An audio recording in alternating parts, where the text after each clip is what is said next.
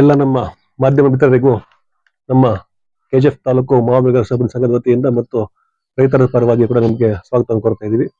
ಇವತ್ತಿನ ಏನು ಪರಿಸ್ಥಿತಿ ಏನಾಗಿದೆ ಅಂತ ಹೇಳಿದ್ರೆ, ಕಳೆದ ಜೂನ್ 26ನೇ ತಾರೀಕು ನಮ್ಮ ಹೋರಾಟ ಸರಿಸುಮಾರು 1 ತಿಂಗಳಿಂದ ಕೂಡ ಕಳೆದ 2 ವರ್ಷಗಳಿಂದ ಕೂಡ ನಮ್ಮ ಕೆಜಿಎಫ್ ಭಾಗದಲ್ಲಿ ಮತ್ತು ಕೋಲಾರ ಜಿಲ್ಲೆಯಲ್ಲಿ ಕೂಡ ಏನು ನಮ್ಮ ತೋತಾಪುರಿ ಎಸ್ಪೆಷಲಿ ಮಾವಿನಕಾಯಿಗೆ ತುಂಬಾ ರೇಟ್ ಕಡಿಮೆ ಇತ್ತು. ಕಳೆದ ವರ್ಷ ಕೂಡ ಬರೀ 2 ರೂಪಾಯಿ 3 ರೂಪಾಯಿ ಅಂತೇಳಿ ರಸ್ತೆ ಪಕ್ಕದಲ್ಲಿ ಸುರಿದು ತುಂಬಾ ಕಷ್ಟದಲ್ಲಿದ್ರು.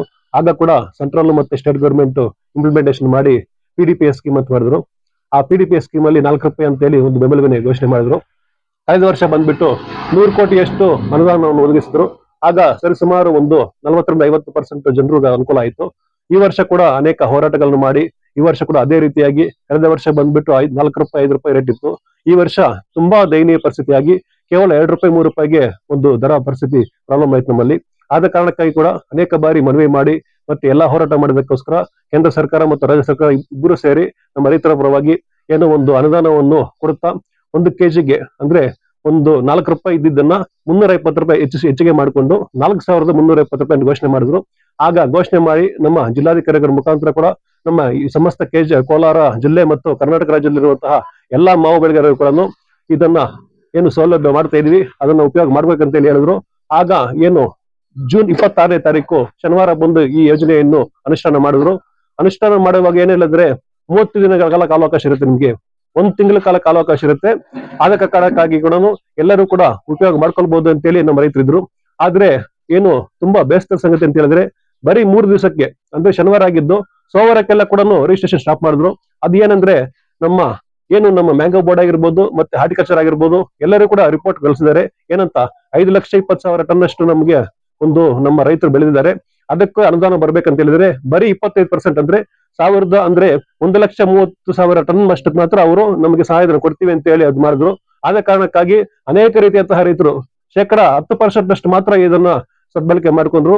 ಎಸ್ಪೆಷಲಿ ಆಗಿ ಬಂದ್ಬಿಟ್ಟು ನಮ್ಮ ಮುಳಬಾಗ್ಲು ಮತ್ತೆ ಕೆಜಿಎಫ್ ತಾಲೂಕು, ನಮ್ಮ ಕೆಜಿಎಫ್ ತಾಲೂಕು ಬಂದ್ಬಿಟ್ಟು ಅಂದ್ರೆ ಶ್ರೀನಿವಾಸಪುರ ಆಗಿರ್ಬೋದು ಮತ್ತೆ ಚಿಂತಾಮಣಿ ಆಗಿರ್ಬೋದು, ಬೇರೆ ತಾಲೂಕಿಗಿಂತ ಕೂಡ ನಮ್ದು ಸ್ವಲ್ಪ ಲೇಟ್ ಆಗುತ್ತೆ ಕ್ರಾಪ್ ಬರೋದು. ಆದ ಕಾರಣಕ್ಕಾಗಿ ನಮ್ಮ ರೈತರು ಕೂಡ ಸುಮ್ಮನೆ ಏನಕ್ಕೆ ಅಂತ ಹೇಳಿ ಸ್ವಲ್ಪ ಡಿಲೇ ಮಾಡಿದ್ರು. ಆದ ಕಾರಣಕ್ಕಾಗಿ ಅನೇಕ ರೀತಿಯಂತ ಒಂದು 90% ರೈತರು ಇದರ ಸೇವೆಯನ್ನು ನಿಜವಾಗ್ಲೂ ಕೂಡ ವಂಚಿತರಾದ್ರು. ಆದ ಕಾರಣಕ್ಕಾಗಿ ಮಾರನೇ ದಿವಸದಿಂದನೇ ನಮ್ಮ ಅಧ್ಯಕ್ಷರಾದಂತಹ ಚಿನ್ನಪ್ಪ ಅವರ ಮುಖಾಂತರ ಮತ್ತು ಜಿಲ್ಲಾಧಿಕಾರಿ ಆಗಿರ್ಬೋದು, ಸಂಬಂಧಪಟ್ಟಂತಹ ಇಲಾಖೆ ಆಗಿರ್ಬೋದು, ಎಲ್ಲರಿಗೂ ಕೂಡ ಡೇ 1 ಇಂದ ಕೂಡ ನಾವು ಮಾಹಿತಿ ಕೊಡ್ತಾ ಇದೀವಿ ಮತ್ತೆ ಮನವಿ ಕೊಡ್ತಾ ಇದೀವಿ. ಯಾವುದೇ ರೀತಿಯಂತ ಒಂದು ಪಾಸಿಟಿವ್ ರೆಸ್ಪಾನ್ಸ್ ಬರ್ತಾ ಇಲ್ಲ. ಆದ ಕಾರಣಕ್ಕಾಗಿ ಏನು 15 ದಿವಸ ಆಯ್ತು 16 ದಿವಸ ಆಯ್ತು ಯಾವುದೇ ರೀತಿ ಅನುಕೂಲ ಆಗ್ತಾ ಇಲ್ಲ. ಅದಕ್ಕೋಸ್ಕರ ನಾವೊಂದು ನಮ್ಮ ರೈತರ ಮುಖಾಂತರ ಕೂಡ ಒಂದು ಸಂಗ್ರಹಣೆ ಮಾಡ್ಕೊಂಡು ಮಾಹಿತಿ ಸಂಗ್ರಹಣೆ ಮಾಡ್ಕೊಂಡು ನೀವು ಕೂಡ ನೋಡ್ಬೋದು. ಈಗ ಬರೋವಾಗ ಕೂಡ ಎಲ್ಲಾ ಕಾಯೆಲ್ಲ ಕೊಳ್ತಾ ಇದೆ. ಏನಂತ ಪ್ರಾಬ್ಲಮ್, ಅದು ಕರೆಕ್ಟ್ ಟೈಮ್ ಅಲ್ಲಿ ನಾವು ಹಾರ್ವೆಸ್ಟ್ ಮಾಡಲ್ಲ ಅಂತ ಹೇಳಿದ್ರೆ ಸರಿಸುಮಾರು ನಮಗೆ 50ರಿಂದ 60% ಅಷ್ಟು ಕಾಯಿ ತುಂಬಾ ಏನು ಹಾಳಾಗ್ತಾ ಇದೆ. ಆದ ಕಾರಣಕ್ಕಾಗಿ ಸ್ಕೀಮ್ ಬೇಗ ಮಾಡ್ಬೇಕು ಅಂತ ಹೇಳಿ ಅನೇಕ ರೀತಿ ಮನವಿ ಮಾಡಿದ್ರು ಕೂಡ ಮತ್ತೆ ನಮ್ಮ ಸ್ಟೇಟ್ ಕೋಆಪರೇಟಿವ್ ಡಿಪಾರ್ಟ್ಮೆಂಟ್ ಶೆಟ್ಟನ್ ಅವರು ಅಂತ ಹೇಳಿ ಅವ್ರ ಹತ್ರ ಕೂಡ ಮಾತಾಡಿದ್ವಿ. ಮತ್ತೆ ನಮ್ಮ ಎಲ್ಲಾ ಜನಪ್ರತಿನಿಧಿಗಳಾಗಿರ್ಬೋದು ಯಾರು ಕೂಡ ಇದ್ರ ಬಗ್ಗೆ ನಮಗೆ ಸರಿಯಾದಂತಹ ಒಂದು ಸ್ಪಂದನೆ ಮಾಡಿಲ್ಲ. ಆದ ಕಾರಣಕ್ಕಾಗಿ ಇದರಿಂದ ತುಂಬಾ ಜನರು ಏನು ವಂಚಿತರಾಗ್ತಾ ಇದ್ದಾರೆ. ಇದನ್ನ ಈ ರೀತಿ ಬಿಡಬಾರ್ದು, ಏನೋ ಸೌಲಭ್ಯ ಮಾಡಿದರೆ ಕರೆಕ್ಟಾಗಿ ಉಪಯೋಗ ಮಾಡ್ಬೇಕಂತ ಹೇಳಿ ನಾವು ತುಂಬಾ ಪ್ರಯತ್ನ ಪಟ್ವಿ. ಅದು ತುಂಬಾ ನಮ್ಗೆ ಕಷ್ಟ ಆಯ್ತು. ಯಾರು ಕೂಡ ನಮ್ಮ ಕಾಯನ್ನ Every dream deserves a strong boundary. Every family deserves complete security. Tom Michael Compound Walls brings you high-quality precast concrete walls that protect what matters most. Beautiful designs, long-lasting durability, and fast installation, all at an affordable price. Build with confidence. Call 88610-910-77 today for a free site visit. ಕೇಳಿದ್ರೆ ಹಂಗೆ ಇಟ್ಕೊಂಡಿದ್ದಾರೆ, ಈಗಲೂ ಕೂಡ ಹಂಗೆ ಇದೆ. ಅದಕ್ಕೋಸ್ಕರ ನಾನು ಬೇಕೇ ಬೇಕಂತೇಳಿ ಮತ್ತೆ ನಮ್ಮ ಅಧ್ಯಕ್ಷರಾದಂತ ಚಿನ್ನಪ್ಪ ಅವರು ಎಲ್ಲರೂ ಮಾತುಕತೆ ಮಾಡಿಕೊಂಡು ನಿನ್ನೆ ಒಂದು ಈವ್ನಿಂಗ್ ಮಾತಾಡ್ಕೊಂಡು ಏನೋ ಈ ರೀತಿ ಪರಿಹಾರ ಮಾಡ್ಲೇಬೇಕು, ಇಲ್ಲಾಂದ್ರೆ ಆಗಲ್ಲ, ನಮ್ಮ ರೈತರು ತುಂಬಾ ಕಷ್ಟದಲ್ಲಿ ಅಂತ ಹೇಳ್ಕೊಂಡು ನಾವೆಲ್ಲ ಪ್ರಯತ್ನ ಮಾಡಿ ಶನಿವಾರ ಬೆಳಗ್ಗೆ ಬಂದು ನಾವು ಕೋಲಾರದಲ್ಲಿ ಒಂದು ಬಿಸಿ ಮುಟ್ಟಿಸಬೇಕು ಸರ್ಕಾರಕ್ಕೆ ಅಂತ ಹೇಳಿ ಒಂದು ಯೋಜನೆ ಮಾಡ್ಕೊಂಡು, ಆದ್ರೆ ಯೋಜನೆ ಮಾಡ್ಕೊಂಡು ಎಲ್ಲಾ ರೈತರು ಕೂಡ 100 ರೈತರು ಕೂಡ ಇಲ್ಲಿಂದ ತುಂಬಾ ಜನ ನಮ್ಗೆ ಸಪೋರ್ಟ್ ಮಾಡಿದ್ರು. ಆದ್ರೆ ಅದೇನಾಯ್ತು ಅಂತ ಹೇಳಿದ್ರೆ ನಮ್ಮನ್ನು ಮತ್ತೆ ಜಿಲ್ಲಾಧ್ಯಕ್ಷ ಇಬ್ಬರು ಸೇರ್ಕೊಂಡು ನಮ್ಮನ್ನ ಇಲ್ಲಿ ಪ್ರಿವೆಂಟಿವ್ ಮಾಡಿದ್ರು ಮತ್ತೆ ಅವ್ರನ್ನ ಅಲ್ಲಿ ಮಾಡಿದ್ರು. ಆದ್ರೂ ಕೂಡ ನಿಜವಾಗ್ಲೂ ನಮ್ಮ ರೈತರಿಗೆ ಹ್ಯಾಟ್ಸ್ ಆಫ್ ಹೇಳ್ಬೇಕು. ಇರೋ ರೈತರು ಕೂಡ ಅಲ್ಲೋಗಿ ಅಷ್ಟೋ ಇಷ್ಟ ಪ್ರತಿಭಟನೆ ಮಾಡಿದ್ದಾರೆ. ಈ ಪ್ರತಿಭಟನೆಯಿಂದ ಕೂಡ ನಮ್ಮ ಸರ್ಕಾರಕ್ಕೆ ಮತ್ತು ಕೇಂದ್ರ ಸರ್ಕಾರಕ್ಕೆ ಇಬ್ಬರಿಗೂ ಕೂಡ ಒಂದು ಬಿಸಿ ಮುಟ್ಟಿಸಿದೆ. ಮತ್ತೆ ನಮ್ಮ ಜಿಲ್ಲಾಧಿಕಾರಿಗಳು ಅವರು ಮಾತಾಡಿದ್ರು, ನಮ್ಮ ಕಡೆಯಿಂದ ಕೂಡ ಏನು ಪ್ರಸ್ತಾವನೆ ಮಾಡಿದ್ದೀವಿ, ನಿಮಗೆ ಒಂದು ಪಾಸಿಟಿವ್ ರೆಸ್ಪಾನ್ಸ್ ಬರುತ್ತೆ ಅಂತ ಹೇಳಿ ಒಂದು ಆಶ್ವಾಸನೆ ಕೊಟ್ಟಿದ್ದಾರೆ. ಆದ ಕಾರಣಕ್ಕಾಗಿ ಕೂಡ ನಿನ್ನೆ ಕೂಡ ನಮ್ಮ SP ಸಾಹೇಬರಾಗಿರ್ಬೋದು ಮತ್ತೆ DC ಸಾಹೇಬರು ಕೂಡ ನೀವು ಪ್ರತಿಭಟನೆ ಮಾಡೋದು ನಿಮ್ಮ ಹಕ್ಕು. ಆದ ಕಾರಣಕ್ಕಾಗಿ ನಾಳೆ ಬೆಳಗ್ಗೆ ಅಂದ್ರೆ ಸೋಮವಾರ ಬೆಳಗ್ಗೆ ನೀವು ಬೇಕಾದ್ರೆ ನೀವು ಪ್ರತಿಭಟನೆ ಮಾಡೋದಕ್ಕೆ ನಿಮ್ಗೆ ಅವಕಾಶ ಕೊಡ್ತಾ ಇದ್ರೆ, ಆದ ಕಾರಣಕ್ಕಾಗಿ ಏನು ಇಲ್ಲಿ ನಮ್ಮ ಈ ಸೌಲಭ್ಯದಿಂದ ವಂಚಿತರಾಗಿದ್ದಾರೆ, ಯಾರು ಇದರಿಂದ ವಂಚಿತರಾಗಬಾರ್ದು, ಎಲ್ಲರಿಗೂ ಉಪಯೋಗ ಆಗ್ಬೇಕಂತ ಹೇಳಿ ನಾವು ನಾಳೆ ದಿವಸ ಅಂದ್ರೆ ಸೋಮವಾರ ಬೆಳಗ್ಗೆ 9 ಗಂಟೆಗೆ ನಮ್ಮ KGF ತಾಲೂಕು ಸಮಸ್ತ ರೈತರ ಪರವಾಗಿ ಮತ್ತು ಎಲ್ಲ ಕೋಲಾರ ಜಿಲ್ಲೆ ರೈತರ ಪರವಾಗಿ ಇದು ಏನು ನಮ್ಮ ಸೌಲಭ್ಯ ಮಾಡಿದರೆ ಅದು ಬರೀ ಮೂಗಿಗೆ ತುಪ್ಪ ಸೇರುವಂತಹ ಒಂದು ಯೋಜನೆ ಅಲ್ಲ, ಎಲ್ಲರಿಗೂ ಮಾಡ್ಬೇಕಂತ ಹೇಳಿ ನಾಳೆ ಬೃಹತ್ ಅಂತಹ ಒಂದು ಪ್ರತಿಭಟನೆ ಮಾಡೋದಕ್ಕೆ ಎಲ್ಲಾ ರೈತರು ಸಹಕಾರ ಮಾಡಬೇಕು. ಮತ್ತೆ ಯಾರು ನಮ್ಮ ಈ ರಿಜಿಸ್ಟ್ರೇಷನ್ ಮಾಡ್ಕೊಂಡು ಅಂದ್ರೆ ಟೋಕನ್ ಕೊಟ್ಟಿದ್ದಾರೆ, ನಮ್ಮ ಯಾರು ಸೌಲಭ್ಯ ಅರ್ಥ ಆಗ್ತಾ ಇಲ್ವೋ ಅಂತವರಿಗೆ ಟೋಕನ್ ಕೊಟ್ಟಿದ್ದಾರೆ ರಿಜಿಸ್ಟ್ರೇಷನ್ ಮಾಡೋದಕ್ಕೆ. ಅಂತಹ ಟೋಕನ್ ತಗೊಂಡಿರುವಂತಹ ರೈತರಾಗಿರ್ಬೋದು, ಮತ್ತೆ ಯಾರು ಟೋಕನ್ ಬೇಕಾಗಿರೋರು ಎಲ್ಲರೂ ಬಂದು ಅಲ್ಲೊಂದು ನಮ್ಗೆ ಒಂದು ಒಗ್ಗೂಡಿಸ್ಕೊಂಡು ಒಂದು ಪ್ರತಿಭಟನೆ ಮೂಲಕ ಅಲ್ಲಿ DCO ಕಚೇರಿ ಮುಂದೆ ಹೋದ್ರೆ ಅವರು ಕೂಡ ನಮ್ಗೆ ಒಂದು ಉತ್ತಮವಾದ ಭರವಸೆ ಕೊಟ್ಟಿದ್ದಾರೆ. ಏನಂತ ಹೇಳಿದ್ರೆ ನಾಳೆಯಿಂದಲೇ ನಿಮ್ ಮಾಡ್ತೀವಿ ಅಂತ ಒಂದು ಭರವಸೆ ನಮ್ಗಿದೆ. ಆದ ಕಾರಣಕ್ಕಾಗಿ ಎಲ್ಲಾ ರೈತರು ನಮ್ಮ KGF ತಾಲೂಕಿಗೆ ಎಲ್ಲ ನಮಗೆ ಮುಖ್ಯವಾಗಿ ಕೂಡ ಮುಳಬಾಗಿಲು ತಾಲೂಕಲ್ಲಿರೋ ರೈತರು ಮತ್ತೆ ಶ್ರೀನಿವಾಸಪುರ ಎಲ್ಲರೂ ಕೂಡ ದಯವಿಟ್ಟು ನಾಳೆ ಕಾರ್ಯಕ್ರಮಕ್ಕೆ ಬರಬೇಕು. ಇದು ರೈತರ ಸಮಸ್ಯೆ, ರೈತರ ಸಭೆಯಲ್ಲಿ ಹೀಗೆ ಬಿಡಬಾರ್ದು, ಯಾರು ವಂಚಿತರಾಗಬಾರ್ದು, ಮುಂದಿನ ದಿವಸಗಳಲ್ಲಿ ಕೂಡ ಇಂತಹ ಪುನರಾವರ್ತನೆ ಆಗ್ಬಾರ್ದು ಅಂತ ಹೇಳಿ ನಾವು ಈ ರೀತಿ ಒಂದು ಗಟ್ಟಿಯಾದಂತಹ ಒಂದು ಧ್ವನಿಗೆತ್ತಿದ್ರೆ ಸರ್ಕಾರಕ್ಕೂ ಮುಟ್ಟುತ್ತೆ. ನಾಳೆಯಿಂದನೇ ಕೂಡ ಅದೊಂದು ಪಾಸಿಟಿವ್ ರೆಸ್ಪಾನ್ಸ್ ಬರಬೇಕು, ಆ ಸ್ಕೀಮ್ ಇಂಪ್ಲಿಮೆಂಟೇಷನ್ ಆಗ್ಬೇಕು ಅಂತ ಹೇಳಿ ಇವತ್ತಿನ ದಿವಸ ನಾನೊಂದು ಮನವಿಯನ್ನು ಮಾಡ್ತಾ ಇದ್ದೀನಿ. ನಮ್ಮಲ್ಲಿ 5,20,000 ಟನ್ ಅಷ್ಟು ಅಂತ ತೋತಾಪುರಿ ನಮ್ಮ ಕೋಲಾರ ಜಿಲ್ಲೆಯಲ್ಲಿ ಬೆಳೀತಾ ಇದ್ರು. ಅದೇ ರೀತಿಯಾಗಿ ಕೂಡ ರಿಪೋರ್ಟ್ ಆಗಿರೋದು. ಆದ್ರೆ ಅವರು ಬರೀ 1,30,30,000 ಟನ್ ಮಾತ್ರ ಅವರು ಏನೋ ಸ್ಕೀಮ್ ಇಂಪ್ಲಿಮೆಂಟೇಷನ್ ಮಾಡಿದ್ದಾರೆ. ಅದರಲ್ಲಿ ಕೂಡ ಪರ್ಚೇಸಿಂಗ್ ಕೊಟ್ಟಿರೋದು ಅಂದ್ರೆ ನಮ್ಮಲ್ಲಿ ಕಾಯಿ ಕೊಂಡ್ಕೊಳ್ಳೋದು 1,30,30,000 ಟನ್ ಕೊಂಡ್ಕೊಳ್ತೀವಿ ಅಂತ ಅವ್ರು ಹೇಳಿರೋದು. ಆದ್ರೆ ರಿಜಿಸ್ಟ್ರೇಷನ್ ಮಾತ್ರ ಸ್ಟಾಪ್ ಮಾಡಿದ್ದಾರೆ. ಅಂದ್ರೆ ರಿಜಿಸ್ಟ್ರೇಷನ್ ಇರೋರು ಸ್ವಲ್ಪ ಜನ ಏನಾಗಿದೆ ಅಂದ್ರೆ ಕಾಯಿ ಇಲ್ಲ ಅವ್ರ ಹತ್ರ, ಕಾಯಿ ಇಲ್ದೇನೆ ಕೂಡ ಅವರು ಲಿಮಿಟ್ ಇದೆ ಅವ್ರದ್ದು. 20 ಟನ್ ಇದ್ರೆ ಅವ್ರ ಹತ್ರ 20 ಟನ್ ಕಾಯಿ ಇಲ್ಲ. ಆ ರಿಜಿಸ್ಟ್ರೇಷನ್ ಆದ್ರೂ ಬಿಟ್ರೆ ಅಲ್ಪ ಸ್ವಲ್ಪ ಇರೋರು ಆದ್ರೂ ಉಪಯೋಗ ಮಾಡ್ಕೊಳ್ತಾರೆ. ಈಗ 1,30,30,000 ಟನ್ ಅಷ್ಟು ನಮ್ಮಲ್ಲಿ ಪರ್ಚೇಸಿಂಗ್ ಕೆಪಾಸಿಟಿ ನಮ್ಮಲ್ಲಿ ಇದೆ. ಇದುವರೆಗೂ ಕೂಡ ಇನ್ನ 40,000 ಟನ್ ಅಷ್ಟು ಇನ್ನ ಪೆಂಡಿಂಗ್ ಇದೆ. ಅದನ್ನಾದ್ರೂ ಒಂದು ಬಿಡಿ ಅಂತ ಹೇಳ್ತಾ ಇದ್ರೆ ಇವ್ರ ಮೇಲೆ ಅವರು, ಅವ್ರ ಮೇಲೆ ಇವರು. ನಮ್ಮ ರಾಜ್ಯ ಸರ್ಕಾರ ಹೇಳಿದ್ರೆ ಅವ್ರ ಮೇಲೆ ಹೇಳ್ತಾರೆ, ಮತ್ತೆ ಅಲ್ಲಿ ಕೇಳಿದ್ರೆ ನಮ್ಮ ಸಂಸದರ ಅವ್ರ ಹತ್ರ ಕೂಡ ಮಾತಾಡಿದ್ವಿ. ನಿನ್ನೆ ಎಲ್ಲ ಮೊನ್ನೆ ದೂರವಾಣಿ ಮುಖಾಂತರ ಮಾತಾಡಿದ್ರೆ ಅವರು ಕೂಡ ನಿಜವಾಗ್ಲೂ ಹೇಳ್ತಾ ಇದ್ರು, ನೋಡಿ ನಮಗೆ ಉತ್ತಮವಾದಂತಹ ಒಂದು ಪ್ರತಿಕ್ರಿಯೆ ಬಂದಿಲ್ಲ ನಮ್ಗೆ. ಆದ ಕಾರಣಕ್ಕಾಗಿನೇ ಇದು ಯಾರ ಕೈಯಲ್ಲಾಗಲ್ಲ, ನಾವು ರೈತರೇ ಸೇರಿ ಏನೋ ಒಂದು ರೀತಿ ಮಾಡಬೇಕು. ನಮ್ಮ ಹಕ್ಕಿದು ಪಡೆಯೋದಕ್ಕೆ ಇವಾಗ ಅವರೇನು ಯೋಜನೆ ಮಾಡಿದ್ದಾರೆ ಅದು ಕರೆಕ್ಟ್ ಆಗಿ ಎಲ್ಲರಿಗೂ ತಲುಪಬೇಕು. ಅಲ್ಟಿಮೇಟ್ ಫಾರ್ಮರ್ ಯಾರಿದ್ದಾರೆ ಅವ್ರಿಗೆ ತಲುಪಬೇಕು ಅನ್ನುವಂತಹ ಒಂದು ಆಶಯ ಇದೆ. ಮತ್ತು ಎಲ್ಲರೂ ಕೂಡ ಇದನ್ನ ಉಪಯೋಗ ಮಾಡ್ಬೇಕಂತೇಳಿ ಅವತ್ತಿನ ದಿವಸ ನಾವು ಮಾಡಿದ್ದು. ಇವತ್ತು ಅಷ್ಟೇ, ನಾಳೆನೂ ಅಷ್ಟೇ ರೈತರ ಪರವಾಗಿ ಧ್ವನಿ ಎತ್ತಬೇಕು, ಅವ್ರಿಗೆ ಯಾವುದೇ ರೀತಿ ಉಪಯೋಗ ಆಗ್ಬೇಕಂತೇಳಿ ನಾನು ಮನವಿ ಮಾಡ್ತಾ ಇದೀವಿ. ಇಲ್ಲಿ ಮಾಡ್ತಾ ಇದೀವಿ ಜಿಲ್ಲಾ ಮಟ್ಟದಿಂದ ಸರ್ಕಾರದ ವತಿಯಿಂದ ಬರ್ಬೇಕು ನಮ್ಗೆ. ಸರ್ಕಾರದವರೇ ನಮ್ಮ ಏನು DC ಆಫೀಸ್ ಹತ್ರ ಬಂದು ನಮ್ಮ ಸಮಸ್ಯೆಗೆ ಸ್ಪಂದಿಸಿ ಏನು ರಿಜಿಸ್ಟ್ರೇಷನ್ ಸ್ಟಾಪ್ ಮಾಡಿದ್ದಾರೆ ಆ ರಿಜಿಸ್ಟ್ರೇಷನ್ ನ ಕಂಟಿನ್ಯೂ ಮಾಡಬೇಕು. 1,30,30,000 ಟನ್ ಅಷ್ಟು ಪರ್ಚೇಸ್ ಮಾಡ್ತೀವಿ ಅಂತ ಹೇಳಿರೋದು, ರಿಜಿಸ್ಟ್ರೇಷನ್ ಅಲ್ಲ. ರಿಜಿಸ್ಟ್ರೇಷನ್ ಮಾತ್ರ ಅವರು ತಗೊಂಡಿದ್ದಾರೆ. ಪರ್ಚೇಸಿಂಗ್ ಬರೀ 90,000 ಆಗಿದೆ, 40,000 ಹಂಗೆ ಇದೆ. ಪರ್ಚೇಸಿಂಗ್ ಕೆಪಾಸಿಟಿ ಬಂದ್ಬಿಟ್ಟು ಇವಾಗ ಕಡಿಮೆ ಇದೆ. ರಿಜಿಸ್ಟ್ರೇಷನ್ ಮಾಡಿದ್ರೆ ಅಟ್ಲೀಸ್ಟ್ ಏನೋ ಕಾಯಿ ಕಿಲೋರಾದ್ರೂ ಅದನ್ನ ಉಪಯೋಗ ಮಾಡ್ಕೊಳ್ತಾರೆ, ಅದು ಮಾಡ್ತಾ ಇಲ್ಲ.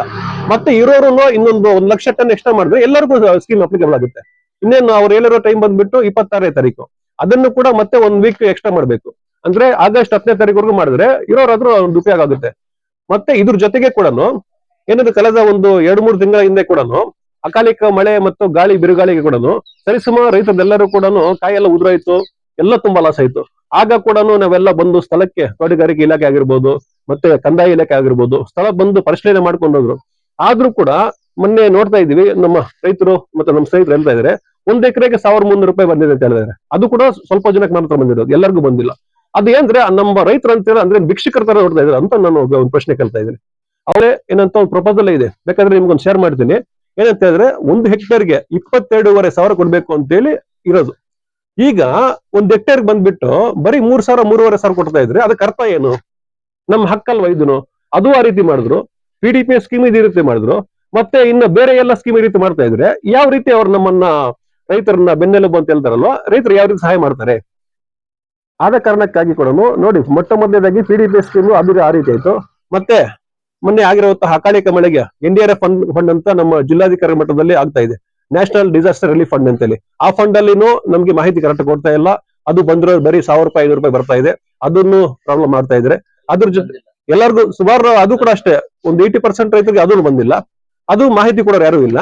ಮತ್ತೆ ಅದ್ರ ಜೊತೆಗೆ ಈಗ ನೋಡಿ, ನಮ್ದು ಬರಗಾಲ ಅಂತೇಳಿ ಎಲ್ಲರಿಗೂ ಗೊತ್ತಾಗಿದೆ. ಏನಂತ ನಮ್ಮ ಕರ್ನಾಟಕ ರಾಜ್ಯದಲ್ಲಿ ಎಲ್ಲಾ ಜಿಲ್ಲೆಗಳಲ್ಲೂ ಮತ್ತು ಎಸ್ಪೆಷಲಿ ಆಗಿ ನಮ್ದು ನದಿ ಮೂಲಗಳಿಲ್ಲಂತಹ ಜಿಲ್ಲೆ ನಮ್ದು. ನಮ್ಗೆ ಯಾವುದೇ ರೀತಿಯ ನದಿ ಇಲ್ಲ, ಏನೂ ಇಲ್ಲ, ನಮ್ದು ಬಯಲುಸೀಮೆ ನಮ್ದು. ಈಗ 1.5 ತಿಂಗಳಾಗ್ತಾ ಇದೆ. ಬೇಕಾದ್ರೆ ನೋಡ್ಬೋದು ನೀವು, ಎಲ್ಲೂ ಬಿತ್ತನೆ ಆಗ್ತಾ ಇಲ್ಲ, ರಾಗಿ ಬಿತ್ತನೆ ಆಗ್ತಾ ಇಲ್ಲ, ಶೇಂಗಾ ಬಿತ್ತನೆ ಆಗ್ತಾ ಇಲ್ಲ, ಏನು ಆಗ್ತಾ ಇಲ್ಲ. ಇರುವಂತಹ ಮಾವು ಈ ರೀತಿ ಆಗ್ತಾ ಇದೆ. ಆದ ಕಾರಣಕ್ಕಾಗಿ ಬರಗಾಲ ಘೋಷಣೆ ಮಾಡಬೇಕು ಅಂತ ಸರ್ಕಾರ ಮಟ್ಟದಲ್ಲಿ ಆಗ್ತಾ ಇದೆ. ಈಗ ಇರುವಂತಹ ಯೋಜನೆಗಳನ್ನ ಈ ರೀತಿ ಮಾಡ್ತಾ ಇದ್ರೆ ಮುಂದಿನ ದಿವಸಗಳಲ್ಲಿ ಇದನ್ನು ಯಾವ ರೀತಿ ಮಾಡ್ತಾರೆ ಸರ್ಕಾರದವರು? ಇದಕ್ಕೆ ಮುಖ್ಯ ಕಾರಣ ಏನು ಗೊತ್ತಾ? ನಮ್ಮ ರೈತರು ಯಾವ ರೀತಿಯಾಗಿ ನಾವು ಒಗ್ಗಟ್ಟು ಮಾಡ್ಕೊಂಡ್ರೆ ಆಗ ಸರ್ಕಾರ ಆಗಿರ್ಬೋದು, ಯಾರೇ ಆಗಿರ್ಬೋದು, ನಮ್ಮ ಧ್ವನಿಗೆ ಸ್ಪಂದನೆ ಮಾಡ್ತಾರೆ. ಇಲ್ಲ ಅಂತ ಹೇಳಿದ್ರೆ ಅವ್ರು ಯಾಮಾರಿಸ್ತಾ ಇರ್ತಾರೆ, ನಾವು ಮತ್ತೆ ಅದನ್ನ ವಂಚನೆ ಮಾಡ್ಕೊಂಡು ಹೋಗ್ತಾ ಇರಬೇಕು, ಹೇಳ್ಬೇಕು. ಮತ್ತೆ ಮುಂದಿನ ದಿವಸಗಳಲ್ಲಿ ಕೂಡ ಏನು ಬರಗಾಲ ಘೋಷಣೆ ಆಗ್ತಾ ಇದೆ, ಆ ಬರಗಾಲ ಘೋಷಣೆ ಆಗ್ಬೇಕು. ಮತ್ತೆ 1 ಹೆಕ್ಟೇರ್ಗೆ ಕನಿಷ್ಠ 40,000 ರೂಪಾಯಿ ಅಂತ ಹೇಳಿ ಬರಗಾಲ ಪೀಡಿತಂತಹ ಮಾವು ಬೆಳೆ ಆಗಿರ್ಬೋದು, ಎಲ್ಲ ಬೆಳೆಗಳಿಗೂ ಕೂಡ ರೈತರು ನೀಡ್ಬೇಕಂತ ಹೇಳಿ ಈ ಮುಖಾಂತರ ಕೂಡ ನಮ್ಮ ಜಿಲ್ಲಾಧಿಕಾರಿ ಮನವಿ ಮಾಡ್ತಾ ಇದ್ವಿ. ಇದು ಸಮಸ್ತ ಎಲ್ಲಾ ನಮ್ಮ ಕೋಲಾರ ಜಿಲ್ಲೆಯ ಮಾವು ಬೆಳೆಗಾರರಾಗಿದ್ದಾರೆ. ಅವ್ರು ಏನೇ ಸಮಸ್ಯೆ ಇದ್ರು ಕೂಡ ದಯವಿಟ್ಟು ಎಲ್ಲ ನಾಳೆ ಬರಬೇಕು. ಎಲ್ಲಾ ಸಮಸ್ಯೆಗಳು ಕೂಡ ಒಂದು ಪರಿಹಾರ ಕೊಡುವಂತಹ ಒಂದು ವೇದಿಕೆ ಆಗ್ತಾ ಇದೆ. ಅದು ನಮ್ಮ ಹಕ್ಕು, ನಮ್ಮ ಹಕ್ಕನ್ನು ಮಂಡಿಸಬೇಕು. ಆದ ಕಾರಣಕ್ಕಾಗಿ ನಾವೆಲ್ಲ ಸೇರಿ ಅಲ್ಲಿ ನಮ್ಮ ಏನು ಈ ಸ್ಕೀಮ್ ಆಗಿರ್ಬೋದು, ಈ ಸ್ಕೀಮ್ ಅಷ್ಟೇ ಅವರು ನಮ್ಮ ಡಿ.ಸಿ ಸಾಹೇಬರು ಹೇಳಿದ್ದಾರೆ, ಏನು ಭರವಸೆ ಕೊಟ್ಟಿದ್ದಾರೆ, ಆದಷ್ಟು ನಾಳೆ ಸಾಯಂಕಾಲ ಒಳಗಡೆ ನಿಮ್ಗೆ ಮಾಡ್ತೀವಿ ಅಂತ. ಅದಕ್ಕೋಸ್ಕರ ಎಲ್ಲರೂ ಕೂಡ ತಪ್ಪದೆ ರೈತರು ಬರಬೇಕು. ಟೋಕನ್ ಎಸ್ಪೆಷಲ್ ಆಗಿ ಬಂದ್ಬಿಟ್ಟು ಯಾರು ಟೋಕನ್ ಎಂಟ್ರಿ ಮಾಡಿದ್ದಾರೆ ಅವರು ಬರಬೇಕು, ಮತ್ತೆ ಟೋಕನ್ ಬೇಕಾಗಿರೋರು ಬರಬೇಕು. ಬಂದ್ರೆ 100% ನಾವು ಸಕ್ಸಸ್ಫುಲ್ ಆಗ್ತೀವಿ, ಉಪಯೋಗ ಆಗುತ್ತೆ. ಆದ ಕಾರಣಕ್ಕಾಗಿ ನಮ್ಮ ಕೆಜಿಎಫ್ ತಾಲೂಕು ಮತ್ತೆ ಸಮಸ್ತ ಕೋಲಾರ ಜಿಲ್ಲೆ ರೈತರ ಪರವಾಗಿ ಕೂಡ ಒಂದು ಕಳೆಯಾದಂತಹ ಒಂದು ಮನವಿಯನ್ನು ಮಾಡ್ತಾ ಇದ್ದೀವಿ.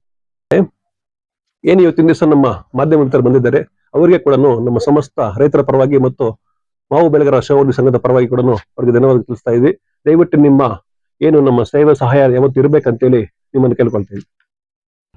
ನಾವು ಏನು ಹಕ್ಕನ್ನು ಮಾಡ್ತಾ ಇದ್ವಿ, ಸರಿಸುಮಾರು 15 ದಿವಸಗಳಿಂದ ನಾವೇನು ಪ್ರಯತ್ನ ಮಾಡ್ತಾ ಇದ್ವಿ, ಆ ಪ್ರಯತ್ನ ಮಾಡಿದ್ರೆ ಕೂಡ ನಮಗೆ ಒಂದು ಸಕಾರಾತ್ಮಕವಾದಂತಹ ಒಂದು ಉತ್ತರ ಬಂದಿಲ್ಲ. ಆದ ಕಾರಣಕ್ಕಾಗಿ ಏನೋ ನಾವು ರೈತರ ಪರವಾಗಿ ಮಾತಾಡ್ಬೇಕು ಅಂತ ಹೇಳೋದಕ್ಕಾಗಿ ಹೋರಾಟ ಮಾಡ್ಬೇಕಂತಕ್ಕೆ ನಮ್ಮನ್ನ ನಿನ್ನೆ ನಮ್ಮ ಜಿಲ್ಲಾಧ್ಯಕ್ಷರನ್ನು ಮತ್ತು ನಮ್ಮನ್ನು ಕೂಡ ಏನು ಅವತ್ತು ನಿನ್ನೆ ಪ್ರಿವೆಂಟಿವ್ ಮಾಡಿದ್ದಾರೆ. ಆದ್ರೆ ಮಾಡಿರೋದು ಬಂದ್ಬಿಟ್ಟು ನಮ್ಮನ್ನು ಮಾತ್ರ ಮಾಡಿರೋದು. ನಾವು ರೈತರಿಗೆ ಸಪೋರ್ಟ್ ಮಾಡ್ಬೇಕು, ರೈತರಿದ್ದಾರೆ, ಅದನ್ನ ನಿಲ್ಸಕ್ಕೆ ಯಾವ ರೀತಿ ಆಗಲ್ಲ. ಯಾವತ್ತೇ ರೀತಿಯಾಗಿ ಇವತ್ತಾಗಿರ್ಬೋದು, ನಾಳೆ ಆಗಿರ್ಬೋದು, ಯಾವತ್ತೂ ಕೂಡ ರೈತರ ಪರವಾಗಿ ಇರ್ತೀವಿ. ಯಾರಿಗೆ ಒಬ್ಬ ರೈತರ ತೊಂದರೆ ಆದ್ರೂ ಕೂಡ ಅವತ್ತು ಅವರ ಧ್ವನಿಯಾಗಿ ನಾವು ನಿಲ್ತೀವಿ. ಮತ್ತೆ ಇನ್ನೊಂದೇನೆಂದ್ರೆ, ಮುಂದಿನ ದಿವಸಗಳಲ್ಲಿ ಕೂಡ ಅಷ್ಟೇ, ನಾವು ಇವತ್ತು ನಮ್ಮನ್ನಾಗಿರ್ಬೋದು, ಇನ್ನೊಂದು ಮಗರಾಗಿರ್ಬೋದು, ಇದರಿಂದ ಇನ್ನ 10ರಷ್ಟು ಮತ್ತೆ 100ರಷ್ಟು ಕೂಡ ನಮ್ಗೊಂದು ಬಲ ಬರುತ್ತೆ. ಮತ್ತೆ ಯಾರು ರೈತರು ಕೂಡ ಇದರಿಂದ ದೃಢೀಕರಬಾರದು. ನಿಮ್ಮ ಬೆಂಬಲ ಯಾವತ್ತೂ ಇರಬೇಕು, ನಮ್ಮ ಬೆಂಬಲ ಕೂಡ ಯಾವತ್ತೂ ಇರುತ್ತೆ. ಆದ ಕಾರಣಕ್ಕಾಗಿ ಯಾರು ಕೂಡ ಈ ಸಂಘಟನೆಯನ್ನು ಮತ್ತು ಈ ಪ್ರಯತ್ನವನ್ನು ಯಾರು ಬಿಡಬಾರ್ದು ಅಂತ ಹೇಳ್ತಾ ಇದ್ದೀವಿ.